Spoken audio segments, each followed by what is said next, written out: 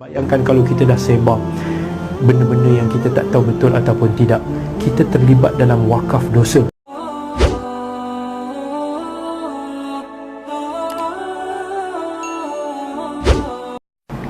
Assalamualaikum warahmatullahi wabarakatuh. Hari ini kita hidup di satu zaman yang mana tersebarnya pelbagai fitnah yang datang daripada depan, kiri, kanan, belakang kita, atas dan bawah. Yang mana fitnah-fitnah ini kebanyakan daripada kita sendiri kita tak tahu. 100% kita tak tahu yang mana yang benar atau yang mana yang salah. Tetapi ramai daripada kita yang memilih untuk menyebarkan pelbagai berita yang masuk ke dalam handphone kita, yang masuk ke dalam bacaan kita, dan kita mudah untuk nak mempercayai dan menyebarkannya. Tak kiralah apa isu sekalipun daripada dulu sampai ke sekarang. Dan bila mana datang satu berita, khususnya berkaitan dengan isu-isu seperti politik, yang mana benda seperti politik ni kita tahu bahawa ianya sangat rumit. Banyak yang masih tersembunyi daripada pandangan kita, dan ada yang kita sangkakan dia A tetapi rupanya dia B, dan mungkin kita sangkakan dia B rupanya dia C, dan kita memang tak boleh sure. Tetapi dalam bab inilah manusia ramai tenggelam, dalam bab inilah ramai manusia yang tergesa-gesa untuk nak mengomentar, yang tergesa-gesa untuk nak menjatuhkan hukuman. Dan apabila Allah Azza wa Jal firmankan dalam Al-Quran, Allah sebut, ya ayyuhalladzina amanu in ja'akum fasiqun binaba'in fatabayyanu. Wahai orang-orang yang beriman, bila mana datangnya satu khabar, apatah lagi dibawa oleh orang-orang yang fasik, orang-orang yang kita tak boleh nak percayai agama dia, orang yang tidak peduli soal halal dan haram ini, datang bawa berita kepada kita, apatah lagi pada sumber-sumber yang majhul, sumber-sumber yang kita tak tahu daripada mana sandarannya, dibawa kepada kita satu berita. Tak kiralah sama ada orang tu secara individu ataupun kita daripada portal-portal akhbar yang kita tak yakin akan kethiqahannya, boleh percayaannya, dibawa kepada kita, dihidang kepada kita berita tersebut. Allah perintahkan kepada kita untuk nak kita selidik dulu betul-betul, pastikan sama ada berita itu benar ataupun tidak. Dalam ayat yang lain Allah sebut dalam Al-Quran surah An-Naml, qala sananzur asadaqta am kunta minal kadhibin. Kami akan tunggu dulu untuk nak melihat adakah kamu daripada golongan yang benar ataupun kamu sesungguhnya hanyalah seorang pendusta. Maka Allah suruh kita cek. Sebab apa Allah suruh kita cek? Sebab kemudian Allah kata fatusbihu ala ma fa'altum nadimin. Kerana dibimbangi dengan sikap tergesa-gesa kita menyebarkan benda tersebut akan menyebabkan kita menyesal. Sama ada kita menyesal tu disebabkan mungkin kita tersalah memberikan penilaian kita hukuman kita, apa yang kita dah sebarkan rupanya tidak sebagaimana yang disangka, maka kita akan menyesal kerana kesan dia. Mungkin kesan daripada penyebaran fitnah tersebut menyebabkan jadinya mudarat yang lebih besar, yang menyebabkan kita juga akan menyesal di kemudian hari. Sebab itulah Allah Azza wa Jalla sebut dalam surah An-Nur, pada golongan-golongan yang terlibat dalam fitnah Ummul Mukminin Aisyah radhiyallahu anha.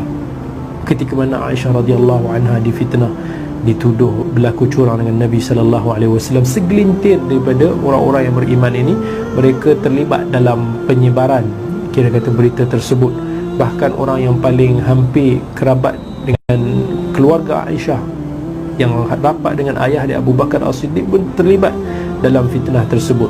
Maka Allah Azza wa Jalla bagikan kepada kita satu panduan dalam surah An-Nur, bila mana Allah turunkan tentang ayat yang membersihkan Aisyah daripada tumahan-tumahan tersebut. Allah kata, laula idh sami'tumuhu dhanna al-mu'minuna wal mu'minatu bi anfusihim khaira wa qala hadha ifkun. Yang mana Allah kata, kalaulah orang-orang yang beriman daripada kalangan lelaki dan wanita itu, bila mana datangnya mereka mendengar khabar tersebut, mereka ini bersangka baik dulu kepada saudara-saudaranya. Kita take positif dulu, jangan kita terus bagi pandangan yang negatif, dan kita katakan ini adalah satu khabar yang dusta selagi mana ia tidak dibuktikan benar. Makalah ramai orang yang akan terselamat dalam fitnah tersebut. Tetapi kita hari ini mudah berprasangka, tak kira apa sekali isu pun. Dan ini bukan hanya tertakluk pada isu yang viral baru-baru ni. Tak, ini satu nasihat umumnya. Hari-hari kita akan dihidangkan dengan pelbagai berita-berita yang tidak dapat kita pastikan kesahihannya. Kita hanya boleh baca, tetapi kita tak semestinya boleh percaya. Bayangkan kalau kita dah sebar benda-benda yang kita tak tahu betul ataupun tidak. Kita terlibat dalam wakaf dosa. Kita sepatutnya kalau nak melakukan wakaf, kita buat wakaf pahala, kita buat amal jariah kita yang mana pahala kita boleh berkembang biak. Kita buat amal jariah kita sedekah dan sebagainya. Tetapi dalam bab ini kita buat wakaf dosa. Bila mana kita sebarkan orang, kemudian sebarkan orang, kemudian sebarkan, tengok benda semua dusta, kita dapat dosa yang tidak terperi banyaknya. Dan kemudian kesan-kesan daripada fitnah tersebut lagi kita akan terpalit pada diri kita. Maka yang ini yang kita khawatir kita akan terlibat. Dan kemudian kalau kita tidak menyesal di dunia ini, yang lebih teruk kita akan menyesal di akhirat. Kerana apa? Kemungkinan apa yang kita terlibat dalam penyebaran fitnah tersebut hanya mengundang umpatan yang sia-sia. Lalu di akhirat nanti amalan kita akan diambil. Bila mana amalan kita itu tak cukup. Dalam satu hadis Nabi beritahu, orang yang menzalimi saudara dia, di akhirat nanti orang yang dizalimi itu akan ambil pahala dia.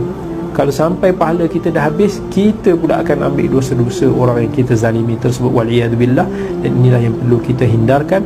Dan sebagai orang yang beriman, ingat apa yang Allah perintahkan kepada kita. Allah dah sebut, ya ayyuhalladzina amanu, wahai orang yang beriman. Kalau kita masih lagi ada sekelumit iman dalam bab ini, kita belajar untuk nak tahan diri.